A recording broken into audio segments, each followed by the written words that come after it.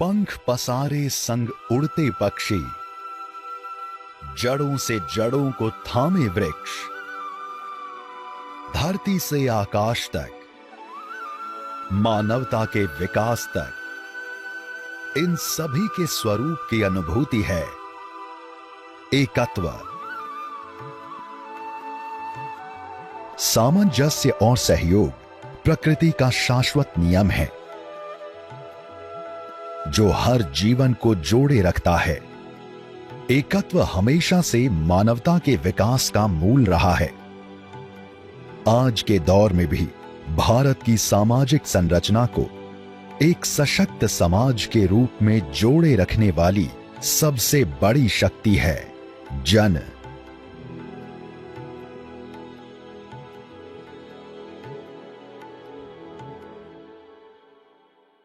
जन केवल एक समूह नहीं, बल्कि ये साथ मिलकर एक बड़े उद्देश्य को प्राप्त करने की शक्ति है। वेदों में भी ये वर्णित है, संगच्छध्वम् संवदध्वम् समवो मनांसि जानताम्। हम सब एक साथ चलें, आपस में संवाद करें, हमारे मन एक हों। प्राचीन काल से हमारी सोच भी यही थी। भारत में ये भावना केवल संस्कृति तक सीमित नहीं है, ये हमारी सामाजिक और प्रशासनिक प्रक्रियाओं में भी गहराई से समाई हुई है। भारत की कहानी यदि हम देखें तो वो जन समूह या जनशक्ति की कहानी है, और ये हमारी सभ्यता की विशेषता रही है। साम्राज्य किसी के पास भी हो, राजा कोई भी हो, शासक कोई भी हो, असली शक्ति प्रजा के पास रही है। निर्णय प्रजा ने किए हैं। हमारे शास्त्र भी यही बात कहते हैं, और हमारी प्राचीन शासन व्यवस्था जो है वो वैदिक काल से लेके वर्धन काल तक, या उसके बाद में अहिल्याबाई होलकर तक जो हमारी शासन प्रणाली है वो लोकतांत्रिक है। और इसीलिए भारत को लोकतंत्र की जननी भी कहा जाता है। सदियों से हमारा शासन लोगों को सशक्त करने के लिए रहा है, शासकों को नहीं। भारत में पंचायत की अवधारणा बहुत पहले से थी।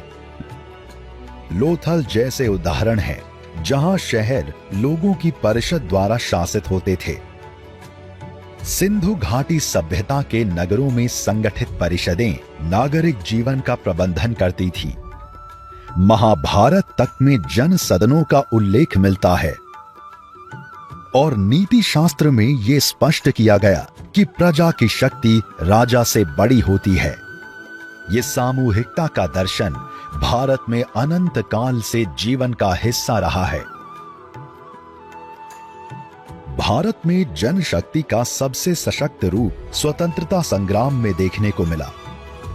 महात्मा गांधी ने जनशक्ति को पहचाना और स्वतंत्रता आंदोलन में इसका कुशलता पूर्वक उपयोग किया था।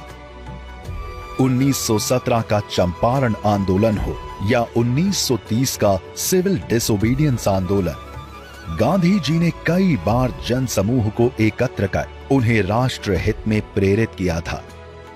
दांडी यात्रा जो मात्र 80 लोगों के साथ शुरू हुई थी, बाद में एक विशाल जन आंदोलन बन गई, जिसमें 60,000 लोगों की गिरफ्तारी हुई थी। If you look at the history of Jan Andolan in this country, starting with Mahatma Gandhi, 1920, 1930, then the Quit India movement, how he mobilized people for Swaraj, and then in the years that followed, we come to somebody like Lal Bahadur Shastri, and he gave a call for us to miss a meal every week because of the food shortage. In Bharatvarsh, we have had leaders at different points of time who have come up and led the people in very difficult circumstances and provided them leadership. बाल गंगाधर तिलक ने गणेश उत्सव जैसे सामूहिक आयोजनों के माध्यम से जनशक्ति को संगठित किया और स्वतंत्रता संग्राम को एक नई दिशा दी। स्वतंत्र भारत में भी जनशक्ति ने राष्ट्र को हर कठिनाई से उबरने और नई ऊंचाइयों पर पहुंचने का मार्ग प्रशस्त किया। आधुनिक भारत में नरेंद्र मोदी ने जनशक्ति की अपार क्षमता को न केवल पहचाना बल्कि इसे राष्ट्र निर्माण का मुख्य आधार बनाया। गुजरात के मुख्यमंत्री के रूप में उन्होंने शासन को जनशक्ति आधारित क्रांति में परिवर्तित कर दिया। उनके नेतृत्व में प्रत्येक नागरिक को सशक्त किया गया और उन्हें परिवर्तन का एक अभिन्न हिस्सा बना दिया। और इसलिए जनता के साथ सरकार का संवाद अनिवार्य होता है, जीवंत संवाद होना चाहिए। लोकतंत्र की सफलता तब होती है जब जन भागीदारी से देश चले, जन भागीदारी से गांव की विकास यात्रा चले, जन भागीदारी से नगर की विकास यात्रा चले। जन भागीदारी और जन आंदोलन को नरेंद्र मोदी ने मुख्यमंत्री एवं प्रधानमंत्री रहते हुए अपनी कार्य प्रणाली में चरितार्थ किया। गुजरात के मुख्यमंत्री रहते हुए नरेंद्र मोदी ने शाला प्रवेशोत्सव और कन्या केलवाणी जैसे अभियानों से शिक्षा को जन आंदोलन में परिवर्तित कर दिया। स्वच्छता के क्षेत्र में निर्मल गुजरात अभियान ने स्वच्छता को जीवन का अनिवार्य अंग बना दिया। स्टैच्यू ऑफ यूनिटी के लिए लोहा दान अभियान ने ये साबित किया कि जब देशवासी एक साझा उद्देश्य के लिए संगठित होते हैं तो असंभव भी संभव हो सकता है। जो विकास योजनाएं हैं उसमें कैसे जो है जन भागीदारी को इंश्योर किया जाए। आप समरस गांव योजना देख लीजिए, आप वनथंबी गुजरात योजना देख लीजिए, आप कन्या केलवाणी देख लीजिए। वो हर ऐसी योजना को सफल ढंग से कार्यान्वित करने के लिए गांव में गए, लोगों के पास गए, लोगों को उसके साथ जोड़ा और इसी फॉर्मूले को जब उन्होंने देश के प्रधानमंत्री पद को संभाला उसको लागू किया एक के बाद एक। प्रधानमंत्री नरेंद्र मोदी के नेतृत्व में जन सामर्थ्य के सिद्धांतों ने राष्ट्रीय और वैश्विक स्तर पर नई ऊंचाइयों को छुआ।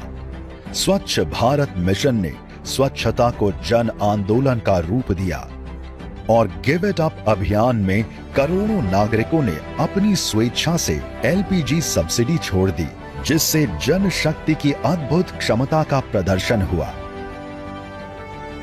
अयोध्या में राम मंदिर निर्माण के लिए जनशक्ति से प्राप्त अपार दान ने आस्था और संस्कृति के प्रति भारतीयों की श्रद्धा को स्पष्ट रूप से दर्शाया।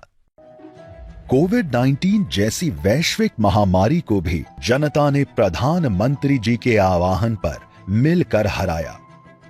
आजादी का अमृत महोत्सव ने स्वतंत्रता के 75 वर्षों की यात्रा को हर घर तिरंगा से जन आंदोलन में बदल दिया, जो देशभक्ति की भावना से ओतप्रोत हुआ। अंतर्राष्ट्रीय योग दिवस और मिशन लाइफ जैसी पहलों ने न केवल भारत में बल्कि दुनिया भर में जन आंदोलन और जन भागीदारी को नया आकार दिया। प्रधानमंत्री नरेंद्र मोदी का नेतृत्व ये साबित करता है कि जब जन शक्ति का विश्वास और जन का साथ होता है तो कोई स्वप्न असंभव नहीं होता और कोई भी लक्ष्य दूर नहीं होता। ये कहानी एकता और जनशक्ति की प्रेरणादायक कथा है भारत की, जो अपने नेतृत्व की प्रेरणा से नए शिखर को छू रहा है। एक साधारण परिवार में पले बड़े मोदी को सामाजिक जीवन में एकता और सहयोग का महत्व बचपन से ही समझने को मिला और यही मूल्य उनके जीवन भर के प्रयासों का आधार बना। युवा काल से ही उन्होंने आरएसएस के प्रचारक के रूप में व्यापक स्तर पर सामाजिक जीवन से जुड़कर काम करने का अनुभव प्राप्त किया। अपने लंबे जीवन काल में उन्होंने एक सामाजिक कार्यकर्ता के रूप में जनशक्ति को संगठित किया और अपने कार्यों को अटूट दृढ़ता के साथ आगे बढ़ाया। इस जनशक्ति में उनके विश्वास ने सदैव हर कार्य में सबको एक साथ जोड़कर साथ कार्य करने की प्रेरणा दी। हम और नरेंद्र भाई साथ साथ पढ़ते थे तो उस समय जो ज़्यादा बारिश है, इसलिए स्कूल की जो कंपाउंड वॉल है वो कंपाउंड वॉल गिर गई थी। नरेंद्र भाई और हम सब मित्रों मिलकर किया कि इस दीवार का कुछ करना चाहिए। हमने सब इकट्ठा होकर नरेंद्र भाई ने सुझाव दिया कि हम कोई चैरिटी शो करें। तो उन्होंने सबने अपनी अपनी पसंद की का एक पात्र अभिनय किया और उसकी बहुत सारी प्रशंसा हुई। गांव में फंड एकत्रित करने के लिए गए तो पूरा फंड हो गया, दीवार भी हो गई। नरेंद्र भाई ने कहा ये सब काम जन भागीदारी से ही समस्या हल हो सकती है। बचपन में अपने स्कूल की गिरी दीवार को बनवाने से लेकर आज वैश्विक स्तर तक कई सामूहिक प्रयास उनके जीवन में देखने को मिलेंगे। 1960 के दशक में जब विवेकानंद रॉक मेमोरियल का निर्माण चल रहा था, तब नरेंद्र मोदी कन्याकुमारी गए थे। निर्माण का खर्च 1 करोड़ रुपए से अधिक था, जो आम लोगों के सहयोग से 1-1 रुपए की छोटी छोटी धनराशि से इकट्ठा किया गया था। रॉक मेमोरियल निर्माण के संयोजक एकनाथ राणा डे के साथ रहकर नरेंद्र मोदी ने जन सहयोग के माध्यम से बड़े लक्ष्य की प्राप्ति का एक अत्यंत महत्वपूर्ण अनुभव प्राप्त किया था। आज स्वच्छ भारत अभियान विश्व भर में जन आंदोलन का एक प्रमुख उदाहरण है, परंतु इससे पहले भी मोदी ने अपने प्रचारक जीवन के शुरुआती काल में ऐसे अभियानों को शुरू किया था। 1970 के दशक में नरेंद्र मोदी गुजरात के विश्व हिंदू परिषद के कार्यालय में जगन्नाथ मंदिर के परिसर में एक प्रचारक के रूप में रहते थे। उस समय उन्होंने जन भागीदारी की भावनाओं को अपने कार्यों में शामिल किया। इसका एक उदाहरण है जब उन्होंने जगन्नाथ मंदिर के पास स्वच्छता अभियान शुरू किया। अहमदाबाद के आस पड़ोस के गांवों में स्वच्छता कैसे आएगी, इस कार्य को लेकर के जब हम जाते थे तो उनका ऐसा कहना था कि सफाई या स्वच्छता हमको नहीं करना है, हम उन ग्रामवासियों को शिक्षित करना है, उनको उनके मन में आदत बना देनी है कि हमें स्वच्छ रहना है। और ये कार्य इतना सफल हुआ, उनके विचारों को लोगों ने इतना एक्सेप्ट किया कि एक बहुत बड़ा जन आंदोलन के रूप में परिवर्तित हो गया। न केवल रचनात्मक आंदोलनों में बल्कि समाज के विरुद्ध कई आंदोलनों में भी नरेंद्र मोदी को युवा अवस्था में भाग लेने का अवसर मिला। उनके शुरुआती और महत्वपूर्ण अनुभवों में से एक था नवनिर्माण आंदोलन। नवनिर्माण युवाओं का एक बड़ा आंदोलन था, जिसकी चिंगारी गुजरात से शुरू हुई और धीरे धीरे देश भर में फैल गई। मोदी ने अपनी युवा अवस्था में इस आंदोलन को दिशा देने में एक महत्वपूर्ण भूमिका निभाई। 1975 के आपातकाल के दौरान लोक संघर्ष समिति के सचिव के रूप में नरेंद्र मोदी ने अपने साहसिक नेतृत्व से गुजरात में जन आक्रोश को संगठित करने में महत्वपूर्ण भूमिका निभाई। उन्होंने अत्यधिक लोगों तक आपातकाल के विरुद्ध लड़ाई का संदेश पहुंचाने का प्रयास किया। आपातकाल के दौरान देश में चल रहे अन्याय के बारे में साहित्य छपवाकर गुजरात के कोने कोने तक पहुंचाया और हर विचारधारा के लोगों को आपातकाल के विरुद्ध संघर्ष में शामिल किया। भूभाग में रहते हुए सारे प्रयासों से गुजरात की आपातकाल विरोधी लड़ाई को एक जन आंदोलन बनाने में वो सफल हुए। 1979 की मोरबी बाढ़ के दौरान नरेंद्र मोदी ने संघ के राहत कार्य को नेतृत्व प्रदान किया। उन्होंने समझा कि केवल मदद देना काफी नहीं है, मोरबी शहर को वापस खड़ा करने के लिए लोगों में आत्मविश्वास भरना भी आवश्यक है। इसके लिए उन्होंने एक जन अभियान आरंभ किया, जिसमें उन्होंने हजारों युवाओं को जोड़ा। नरेंद्र भाई मोदी ने जो आदेश दिया था उस वक्त कि आप मोरबी आइए और संघ के संसद के साथ मिलकर, समाज के साथ मिलकर ये कार्य कीजिए। मोरबी में जो लाशें पड़ी थी, लाशों को उठाना, उसके बाद जो बीमार है उनको दवाई देना, जिनके पास अन्न नहीं है उनको अन्न वितरण करना, ये सब चीजें हमारे संघ के संस्थकों को जिम्मेदारी दी थी। इसीलिए उसमें गांव के युवाओं को इकट्ठा करने के लिए गांव में पर्चे बांटे गए और एक सम्मेलन का आयोजन किया गया, जिसमें मोरबी के युवा वर्ग इकट्ठा हुए और उनके सहयोग से यह कार्यक्रम सिद्ध हुआ। संघ में प्रचारक के रूप में कार्य करते हुए नरेंद्र मोदी ने संगठन के भीतर सामूहिकता और समन्वय की भावना को करीब से जाना। साथ ही उनकी सोच हमेशा इस पर केंद्रित रही कि व्यापक जन समूह को संगठन से कैसे जोड़ा जाए। उनके सहयोगी कई छोटे बड़े उदाहरण देते हैं, जैसे वो स्वयं सेवकों को समाज में जाकर सर्वे करने के लिए प्रेरित करते थे ताकि संघ की सामाजिक छवि को बेहतर समझा जा सके, या फिर संघ शिविरों के लिए भोजन आम जन से कैसे एकत्रित किया जाए और इस प्रक्रिया में उन्हें कैसे जोड़ा जाए, इस पर भी गहराई से विचार करते थे।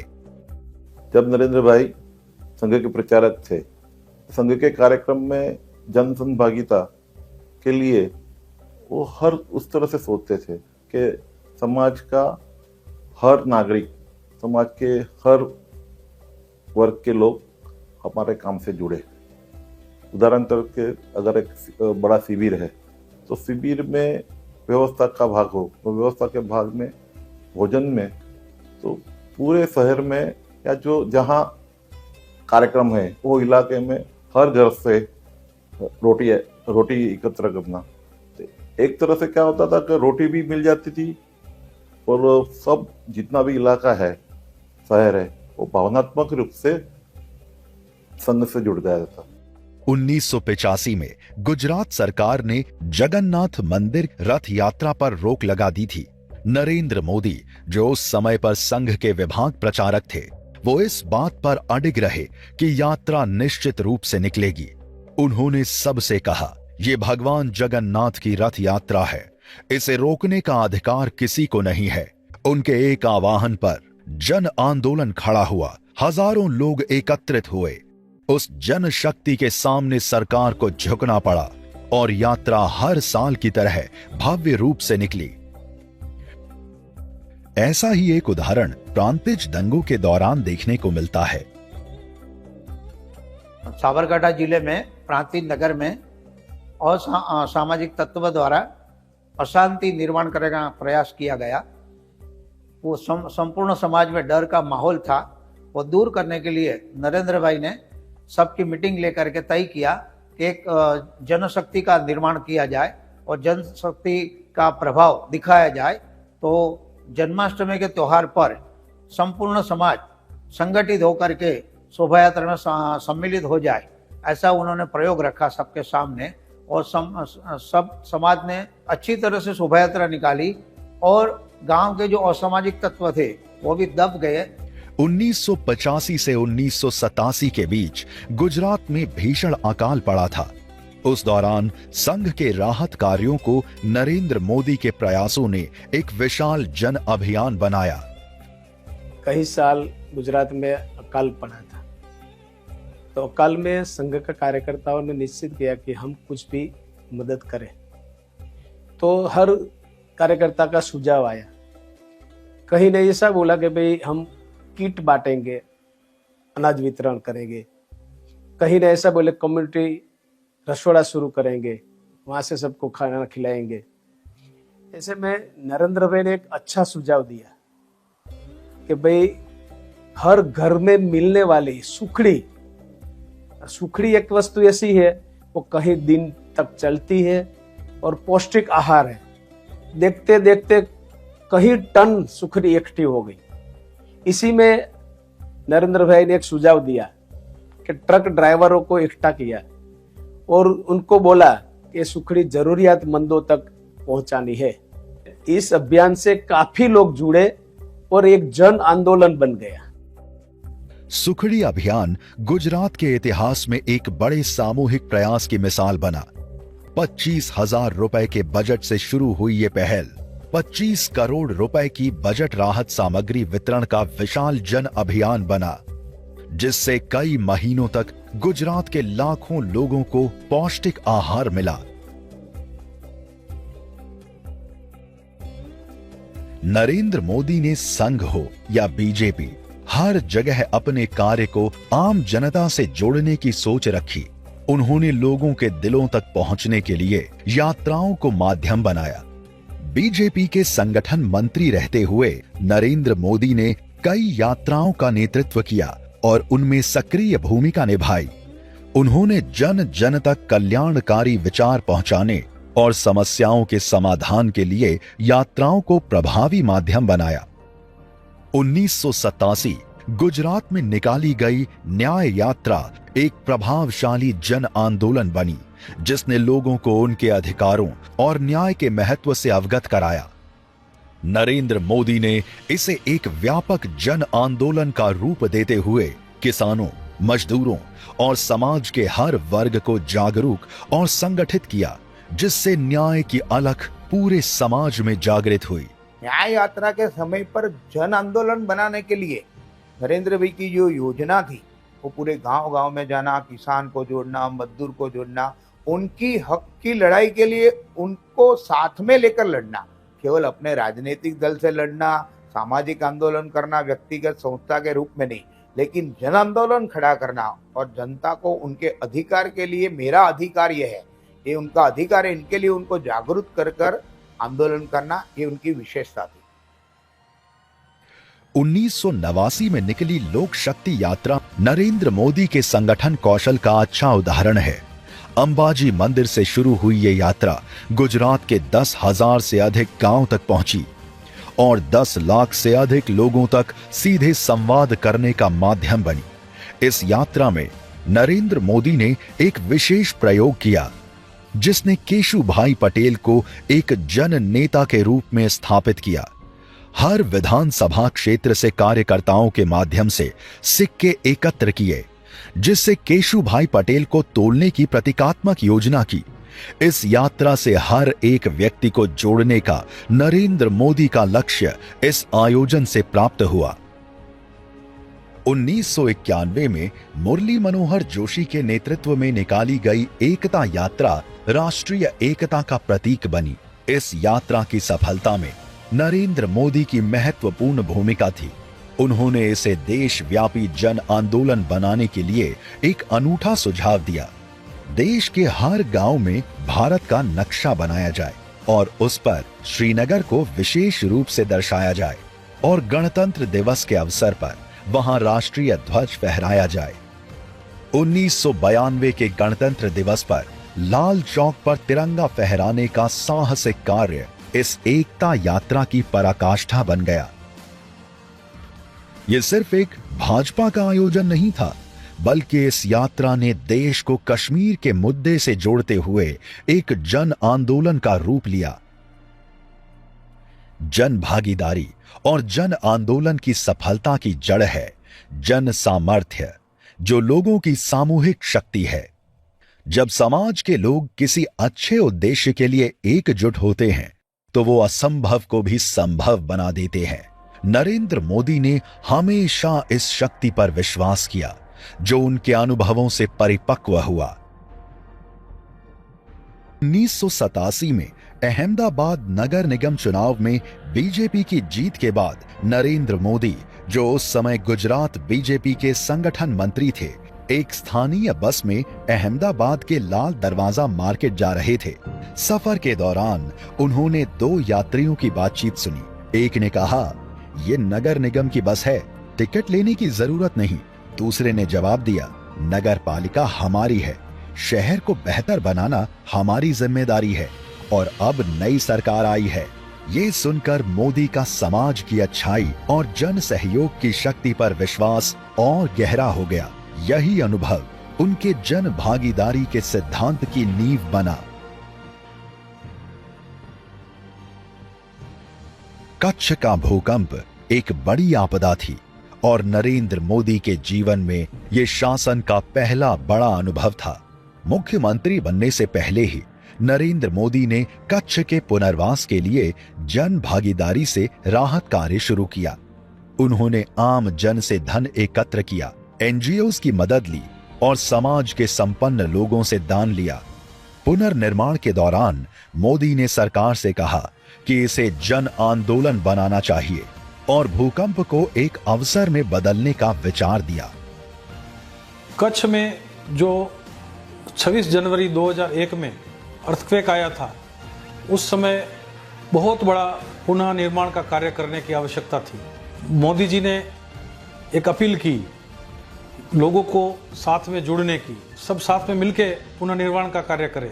कई जगह पर, कई गांवों में गांव बसाने के लिए, जनरल सुविधा जैसे कि हॉस्पिटलें बनाने के लिए, स्कूलें बनाने के लिए लोगों ने अपनी जमीन तक दान में दे दी। गुजरात के मुख्यमंत्री के रूप में नरेंद्र मोदी ने जन भागीदारी और जन आंदोलन को उनके गुजरात का शासन और विकास का आधार बनाया। गुजरात में जो भी योजना या पहल शुरू की गई, उसको सीधे जन तक कैसे पहुंचाएं और उनमें जन भागीदारी को कैसे सुनिश्चित करें, एक मुख्यमंत्री के तौर पर यह उनकी पहली प्राथमिकता थी। 2003 से पहले स्कूल ड्रॉपिंग आउट की समस्या से जूझ रहे गुजरात में शाला प्रवेशोत्सव और कन्या केलवाड़ी जैसी योजनाओं ने शिक्षा में बदलाव की शुरुआत की। नरेंद्र मोदी ने इसे सामूहिक भागीदारी से एक जन आंदोलन बनाया। मोदी का मानना था कि गुजरात का हर बच्चा स्कूल में हो, खासकर बेटियां। उसके लिए उन्होंने शिक्षा को समाज का साझा दायित्व बना दिया। खुद मुख्यमंत्री के रूप में नरेंद्र मोदी हों या मंत्री, विधायक और अन्य अधिकारी, खुद गांव-गांव गए और पूरे गांव के साथ मिलके बच्चों को स्कूल लेके गए। गुजरात के शिक्षा में यह अभियान एक ऐतिहासिक बदलाव लाया। मुख्यमंत्री नरेंद्र मोदी ने कृषि को जन आंदोलन का रूप देने के लिए कृषि रथ और कृषि महोत्सव की शुरुआत की।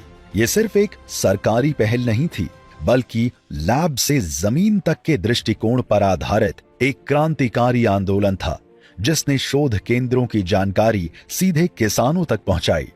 नरेंद्र मोदी की इस पहल से जुड़ के किसानों ने इसे जन आंदोलन बना दिया। किसानों में ये जो अवेयरनेस का एक माहौल खड़ा हुआ था, उसको समझौता देने के लिए और उसको सॉल्व करने के लिए एक प्रकार से कृषि महोत्सव का प्रारंभ किया गया और उसी में राज्य के वैज्ञानिक, कृषि वैज्ञानिक, सभी यूनिवर्सिटी में काम करने वाले सारे वैज्ञानिक, उन सभी को गांव में भेजने का पहली बार प्रयास हुआ। और इस प्रयास का नतीजा ये हुआ कि किसान सीधे ही अपनी समस्याओं का वैज्ञानिकों के साथ रूबरू मिलके उसकी चर्चा करके उसका समाधान पूछने के लिए उसके मन में भी जिज्ञासा होने लगी। बड़ी योजनाओं से लेकर छोटे प्रयोगों तक नरेंद्र मोदी का लक्ष्य हमेशा उन्हें जन जन से जोड़कर जन आंदोलन बनाना रहा है। वो नवाचारों को बढ़ावा देने के लिए जनता से शपथ दिलवाते थे, चाहे वो ड्रिप सिंचाई हो, सौर ऊर्जा का उपयोग हो या जैविक खेती। नरेंद्र मोदी ने इन पहलों के जरिए योजनाओं को समाज के सबसे कमजोर वर्गों तक सीधे पहुंचाया। गुजरात के उमिया माता मंदिर में लाखों की संख्या में श्रद्धालु आते हैं। एक बार जब नरेंद्र मोदी जी गुजरात के मुख्यमंत्री थे, तब उन्होंने हम सबको एक सुझाव दिया कि जिससे किसानों के जल संकट का समाधान हो सके। उन्होंने कहा कि उमिया माता के समक्ष भक्तों से प्रतिज्ञा करवाई जाए कि वो अपने खेतों में ड्रिप सिंचाई अपनाएंगे। यह विचार एक जन आंदोलन बन गया। उमिया माता के समक्ष 1.5 लाख किसानों ने प्रतिज्ञा ली और अपने खेतों में ड्रिप सिंचाई लागू की। 2010 में शुरू हुआ खेल महाकुंभ शहर से गांव तक खेलों के प्रति जागरूकता बढ़ाने और गुजरात की छिपी प्रतिभाओं को सामने लाने का प्रयास था। इस पहल ने जन भागीदारी की शक्ति को दर्शाया। गरीब कल्याण मेला नरेंद्र मोदी के शासन का एक और महत्वपूर्ण कदम बना। इस पहल ने कल्याण योजनाओं को पुनर्परिभाषित करते हुए लाभ सीधे सबसे गरीब नागरिकों तक पहुंचाया। सरकारी योजना बनती है तो उसी साल वो लोगों तक पहुंच कैसे जाए, इनके लिए गरीब कल्याण मेला का ये उद्भव हुआ। और गरीब कल्याण मेला के कारण जो बिल्कुल आखिरी तबक्के के जो आदमी हैं उनके वहाँ पर ये लाभ मिलता हुआ, और धीरे धीरे जो बिल्कुल बीपीएल लोग थे वो लोअर मिडिल क्लास में आए, लोअर मिडिल क्लास के जो लोग थे वो मिडिल क्लास में आए, और बहुत बड़ी क्रांति इनमें आई। ये पहल नीतियां नहीं, आंदोलन थे जो हर नागरिक को एक स्वच्छ, न्यायपूर्ण और गरिमापूर्ण समाज बनाने की शक्ति का एहसास दिलाते हैं। ये भावना स्टैच्यू ऑफ यूनिटी के लोहे के अभियान में भी दिखाई देती है कि मिलकर कोई भी चुनौती पार की जा सकती है। ये नरेंद्र मोदी के नेतृत्व में देश को एकजुट करने का एक प्रयास था। गुजरात के नर्मदा जिले के केवड़िया में स्थित सरदार पटेल की प्रतिमा स्टैच्यू ऑफ यूनिटी दुनिया की सबसे ऊंची प्रतिमा है। इसके निर्माण के लिए नरेंद्र मोदी ने देशवासियों से खेत में इस्तेमाल किए गए लोहे को दान करने का आह्वान किया, जिससे इस अभियान ने नागरिकों में गर्व और अपनापन की भावना को जोड़ा। ये पहल एक जन आंदोलन बन गई, जिसने पूरे भारत को एकजुट कर सामूहिक प्रयासों से सरदार वल्लभ भाई पटेल को सम्मानित किया। किसान सारे देश भर में उनके नेता के साथ कैसे जुड़े, तो दो चीज़ों से जुड़े। एक कि अपने खेत में जो औजार वो उपयोग कर रहे उसमें से एक छोटा सा भाग इस कार्यक्रम के लिए, इस कार्य के लिए सरदार साहब के का ये जो स्मारक के लिए वो दान दे। दूसरा ये चाहते थे कि वो सरदार साहब का मूल्यों को भी वो स्मरण करके हमें एक संदेशा दे कि भाई स्वराज्य क्या होना चाहिए। तो उन्होंने एक स्वराज पत्रिका, स्वराज पिटीशन के बेसिस पे हर एक गांव में इसका एक वांछन हुआ, और वो भी हमारे पास, उनके पास से आया। ये पूरा जन आंदोलन का इनका सोच था। गुजरात की इस प्रगति में जन भागीदारी और नवाचार की भूमिका अहम रही है।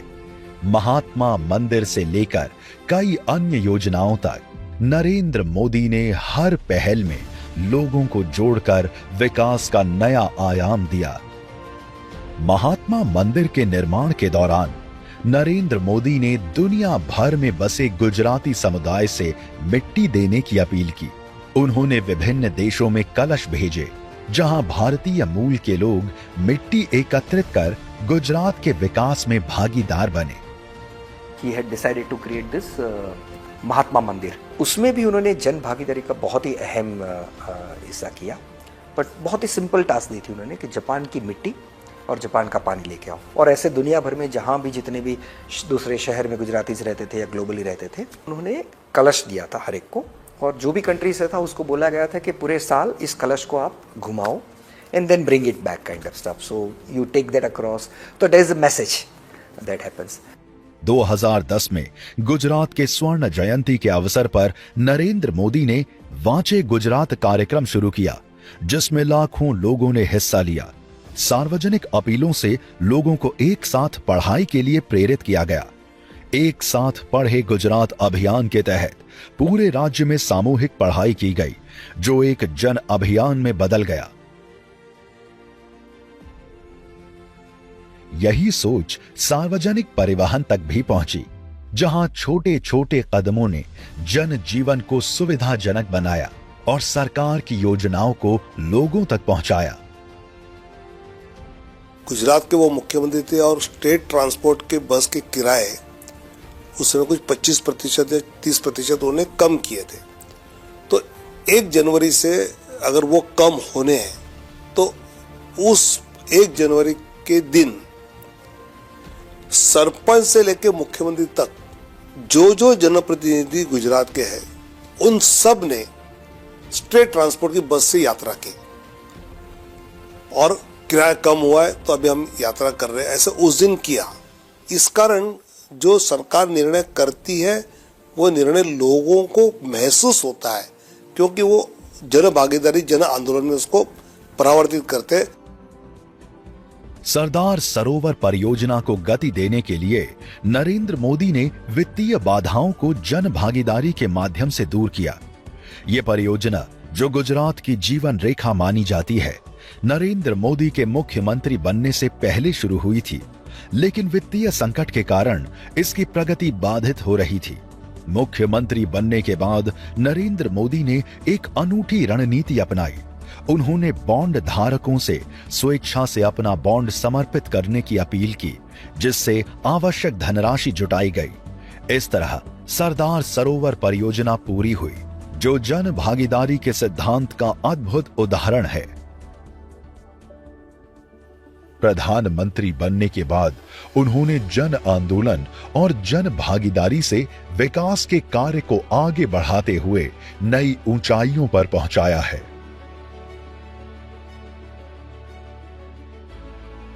प्रधानमंत्री बनने के बाद नरेंद्र मोदी ने स्वच्छ भारत मिशन की शुरुआत की, जिसका उद्देश्य जन स्वच्छता और सफाई को नई पहचान देना था। एक सरकारी पहल के रूप में शुरू हुआ यह मिशन धीरे धीरे जन आंदोलन बन गया। मिशन सिर्फ सुविधाएं देने तक सीमित नहीं रहा, इसने व्यवहारिक परिवर्तन को भी छुआ, जहां भारत के लोगों को सफाई को जीवन शैली के रूप में अपनाने के लिए प्रेरित किया गया। गांव से लेकर शहरों तक स्वच्छ भारत एक सांस्कृतिक क्रांति थी, जिसने भारत के सफाई और स्वास्थ्य के प्रति समर्पण को पुनर्परिभाषित किया।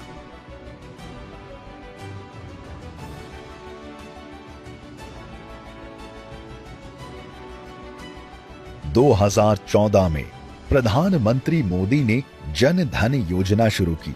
ये एक ऐसा कदम था जिसने पहली बार करोड़ों भारतीयों को बैंकिंग सेवाओं से जोड़ा और उन्हें आर्थिक मुख्यधारा का हिस्सा बनाया।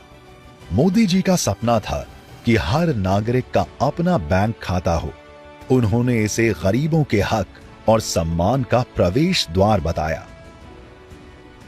गिव इट अप अभियान मोदी के शासन को जन आंदोलन में बदलने की उनकी दृष्टि का प्रतीक है।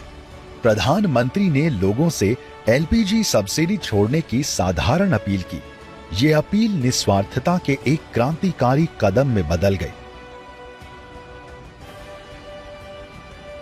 Give It Up campaign that was initiated by the Honorable Prime Minister in 2015 that enabled us to contribute towards welfare of the whole Indian consumer. It enabled 1.15 crore consumers to give up their subsidy claims, and that was very important when it contributed towards uplifting the living conditions of the people at large. For example, in the year 23-24, approximately 54 crore rupees were saved in terms of savings that were accrued because of the Give It Up campaign. 2015 में प्रधानमंत्री नरेंद्र मोदी ने digital India की शुरुआत की, जो तकनीक के जरिए हर नागरिक को सशक्त बनाने और डिजिटल दूरी मिटाने का एक जन आंदोलन बन गया। इस पहल ने न सिर्फ तकनीक को घर घर तक पहुंचाया, बल्कि डिजिटल अर्थव्यवस्था की नींव भी रखी। उनका संदेश था, डिजिटल को अपनाएं, आत्मनिर्भर बने। जनता ने इस आह्वान को स्वीकार किया और ये अभियान जन भागीदारी और आत्मनिर्भरता का प्रतीक बन गया। The success of India in tech has been largely due to the vision of our Prime Minister, but also his tremendous experience in making that vision become a people's movement rather than limiting it to government ministers and bureaucrats. Everybody today in India knows what digital India is, and every Indian has become a digital Nagrik. And that is one of the reasons why India has so successfully transformed. Make in India सिर्फ एक नीति नहीं, बल्कि एक जन आंदोलन था। प्रधानमंत्री नरेंद्र मोदी ने छोटे उद्योगों और कारीगरों से अपील की, भारत के लिए बनाओ, भारत में बनाओ और दुनिया में बेचो। वोकल फॉर लोकल और आत्मनिर्भर भारत ने लोगों को स्वदेशी उत्पादों के उपयोग और आयात महत्व समझाया। ये पहल भारत को आर्थिक रूप से सशक्त और आत्मनिर्भर बनाने की दिशा में एक बड़ा कदम बनी। देखिए, मेक इन इंडिया शुरू करने के पहले कई बार प्रेजेंटेशन हुए प्रधानमंत्री जी को। उन्होंने कहा कि इसको अगर करना है तो कई चीज़ें करनी होंगी। पहले तो सारे इंडस्ट्रीज को इन्वॉल्व करना होगा, सारे एसोसिएशंस को इन्वॉल्व करना होगा, एमएसएमई को इन्वॉल्व करना होगा, आपको जो हमारा पेटेंट ऑफिस है उसको इन्वॉल्व करना पड़ेगा, स्टेट गवर्नमेंट को इन्वॉल्व करना पड़ेगा और ग्रास रूट लेवल से आप मोमेंटम शुरू करिए। तो उस पर बड़ी मेहनत हुई हम लोग को। सारे रूल्स रेगुलेशन हटाए गए। वर्ल्ड बैंक की ईज ऑफ डूइंग बिजनेस में हम 145 रैंक पे थे, हमने करीब 80 रैंक जंप किया तुरंत। तो ये सब जन आंदोलन की वजह से हुआ। ये सारे के सारे जो बदलाव आए ये जन आंदोलन बनाने की वजह से हुए, क्योंकि इंडस्ट्रीज जो कह रहा था उसकी सुनाई हुई, सुनाई के बाद कार्यक्रम हुआ और कार्यक्रम के बाद ये देखिए बदलाव आते चले गए। नरेंद्र मोदी के नेतृत्व में शुरू किया गया माय गव शासन में क्रांति लेकर आया, जो नागरिकों और सरकार के बीच सीधे संवाद का माध्यम बना। इस प्लेटफॉर्म ने पहली बार इतने बड़े पैमाने पर सहभागी शासन को संभव बनाया। मन की बात सिर्फ एक रेडियो कार्यक्रम नहीं, बल्कि जनता से सीधा संवाद करने और उनकी समस्याओं को साझा करने का मंच बना। डिजिटल हो या रेडियो, मोदी जी का सपना एक ऐसा भारत है जहां हर नागरिक की आवाज सुनी जाए और वो राष्ट्र निर्माण में योगदान दे। प्रधानमंत्री नरेंद्र मोदी ने फिट इंडिया अभियान को एक जन आंदोलन बनाया ताकि हर भारतीय अपनी सेहत को प्राथमिकता दे। उनकी अपील थी, खुद को फिट रखो, स्वस्थ रहो।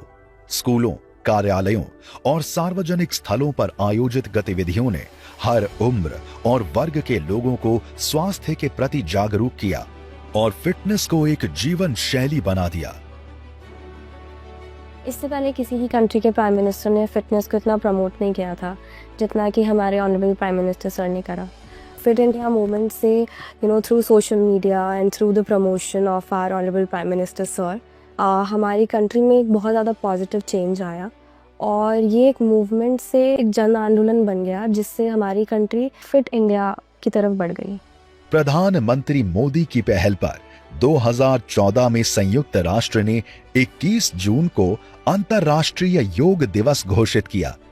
ये दिन सिर्फ स्वास्थ्य का उत्सव नहीं, बल्कि वैश्विक एकता का प्रतीक बना। हर साल लाखों लोग योग अपनाकर शांति और सेहत का संदेश देते हैं।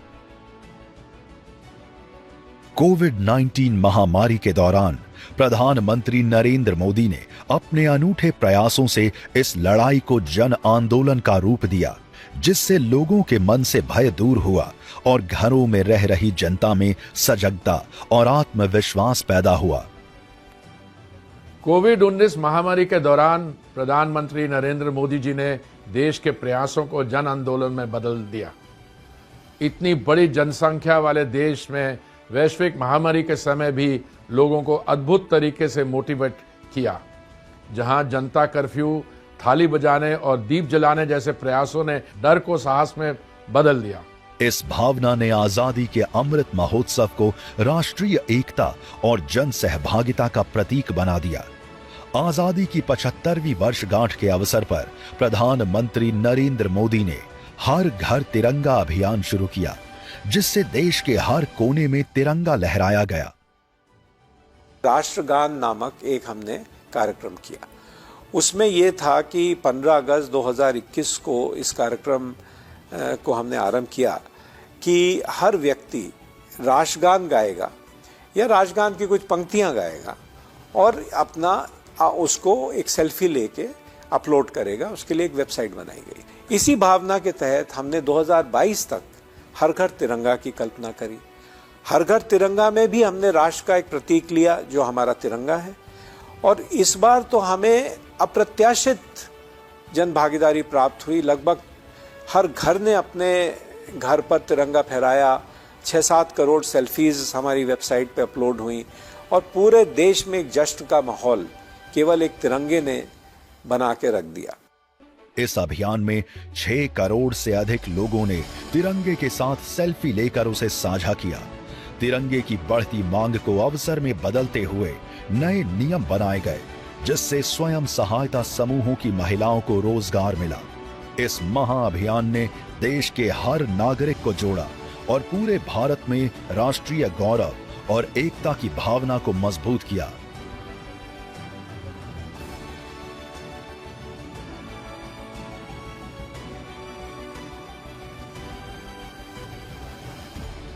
प्रधानमंत्री मोदी ने एक पेड़ मां के नाम आंदोलन शुरू किया, जिसमें हर नागरिक से एक पेड़ लगाने की अपील की। यह अभियान जन जागृति बना, जहां हर घर, स्कूल और समुदाय ने पर्यावरण संरक्षण का संकल्प लिया। ये पहल सिर्फ हरियाली नहीं, बल्कि सामूहिक जिम्मेदारी की भावना भी बढ़ा रही है, जिसका असर आने वाली पीढ़ियों तक महसूस होगा। राम मंदिर का निर्माण एक जन आंदोलन का प्रतीक है, जो पूरे विश्व में लाखों लोगों की भावनाओं और आकांक्षाओं से प्रेरित है। राम मंदिर के लिए दशकों से जनता का प्रयास और संघर्ष जारी रहा। 90 के दशक की शुरुआत में नरेंद्र मोदी ने राम मंदिर के पक्ष में हस्ताक्षर अभियान चलाया, जिससे लाखों लोग इस लक्ष्य से जुड़े। बाद में लाल कृष्ण आडवाणी के नेतृत्व में निकली राम रथ यात्रा में नरेंद्र मोदी ने गुजरात में समन्वय की जिम्मेदारी संभाली और इसे एक बड़े जन आंदोलन में बदल दिया।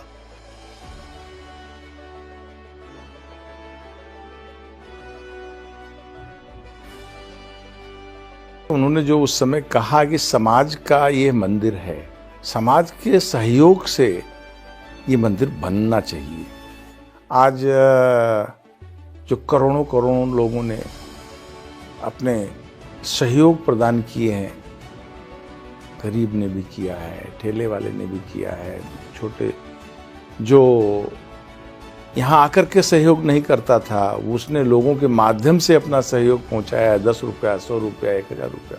इसलिए पूरा देश इसके साथ जुड़ा है। G20, जो पहले सिर्फ कूटनीतिक बैठकों तक सीमित था, प्रधानमंत्री नरेंद्र मोदी के नेतृत्व में जन भागीदारी का उत्सव बन गया।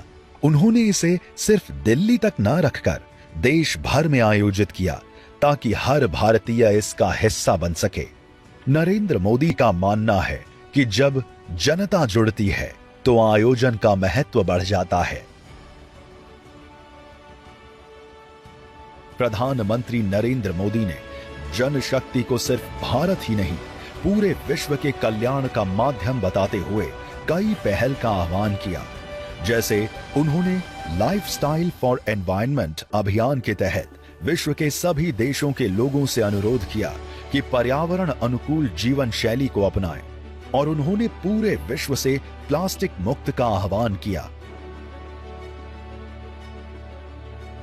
आज जरूरत है कि हम सभी लोग एक साथ आकर कलेक्टिव पार्टिसिपेशन के साथ लाइफस्टाइल फॉर एनवायरनमेंट यानी लाइफ को एक अभियान की तरह आगे बढ़ाएं।